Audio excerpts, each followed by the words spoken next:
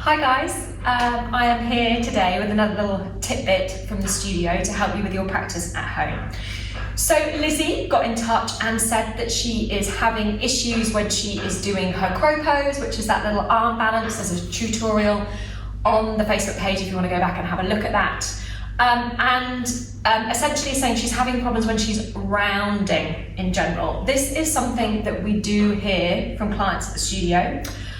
Often they will have difficulty with poses such as this one, seated forehead to knee, and particularly rabbit pose, this one.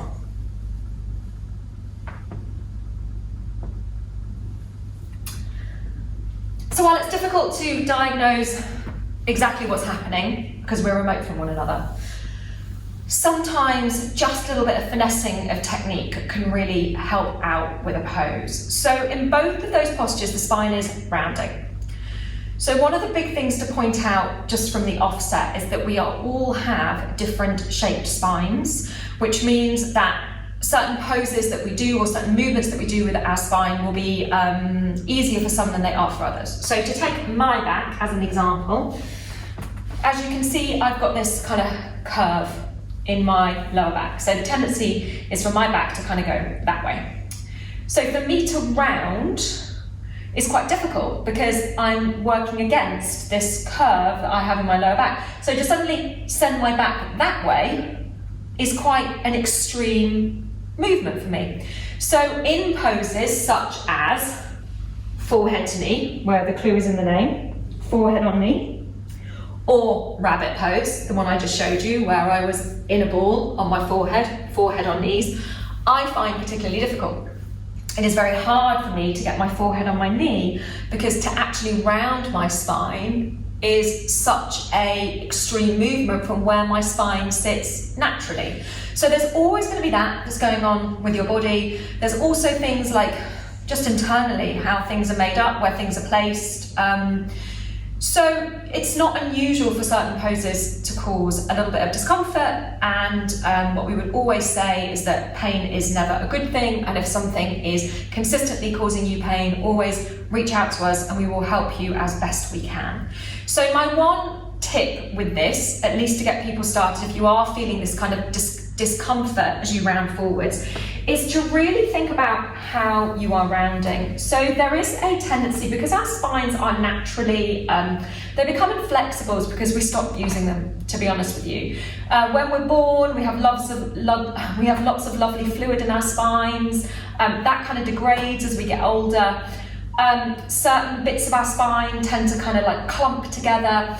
And when you come to yoga, through back bending and rounding, coming forwards, you're basically trying to bring that full range of movement back to the spine again. So I always think about the spine as a slinky, and I don't know if anyone remembers slinkies from the 1980s, but they were these kind of wire tubes that you could pull apart, and you would put your slinky at the top of the stairs, and it would kind of roll its way down the stairs like this, yeah, sort of. But the thing I find interesting with the slinky analogy is a slinky is made up of spines, just like our spine is. And in order for the slinky to move down the stairs, the spines had to come apart, and then they would go over and they would find the next stair, and then they would kind of go down. And that's what you need to do with your spine as well. You are, as you are working to a pose, you are kind of teasing the spine apart, trying to stretch it again, to draw the vertebrae away from one another. And it's only by drawing up that you can then move it forwards or move it back. Because if you don't find the space in the vertebra first, what happens is you pinch it at certain points. So again, if I go back to my slinky, I need to pull my slinky up and out and over. If I just hinge it from the middle, the spines are going to pinch. So the wires will compress against one another. So that's why you will always find, if we're cueing something like a back bend, we're saying the most important thing is to lift up and out of the waist first, rather than just hinging back. Because if I just hinge back, that's not great for my lower back. There's no space being created in my lower back. So I want to think up, up, up, up, up, and then over. So Slinky analogy, it comes up, it goes over. It is the same thing when we're going forwards. So if you are moving forwards, and rabbit pose is probably the best way to demonstrate this.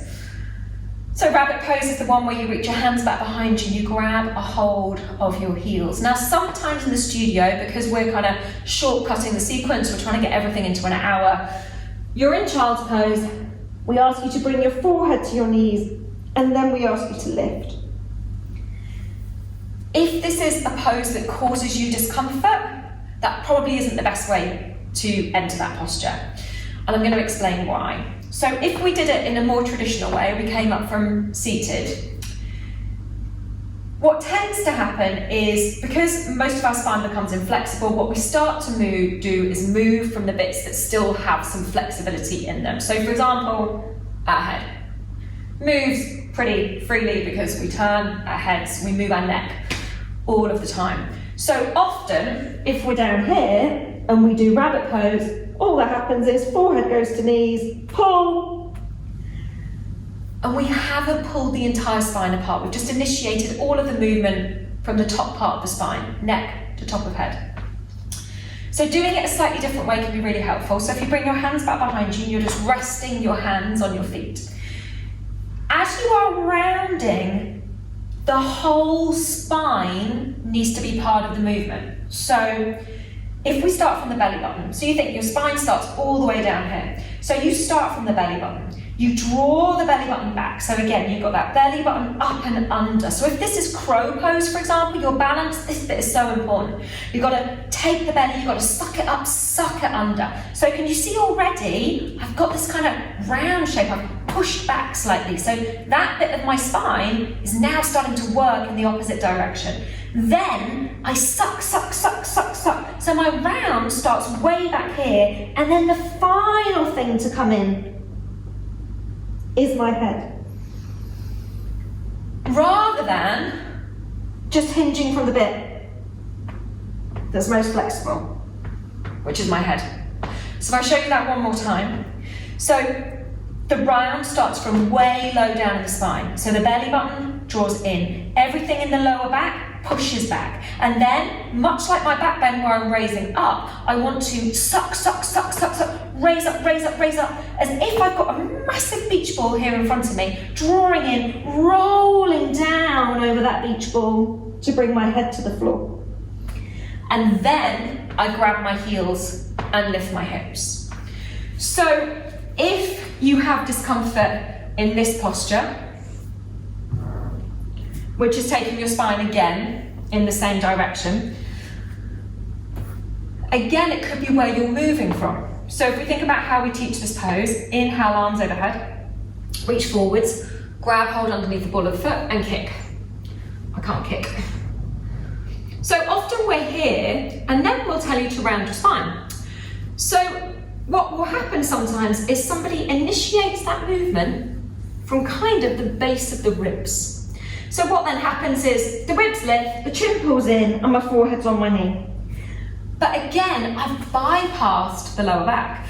And that's not surprising because our lower backs become very tight and stiff, because when we sit all day, seated position in a chair, the lower back bears all of kind of the weight of our spines, weight of our head. Compounds, compounds, compounds, lands in the lower back. So that becomes really tight. So it's not surprising we find it difficult to find movement from that place. So again, you can slightly change how you take this posture. So kick away as far as you can, drop the shoulders down, start by pulling the belly button back. So draw away as much as you can, pull in the ribs, pull in the chin, bring your forehead to your knee. Think about your spine as the slinky.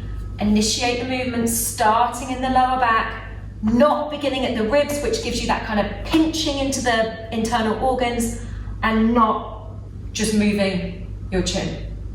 Hopefully that helps, guys. If it doesn't, let me know. I'll try and find a different way to explain it, or perhaps there's something different going on with your body. Let me know how you get on, give me your feedback, and see you again soon. Take care.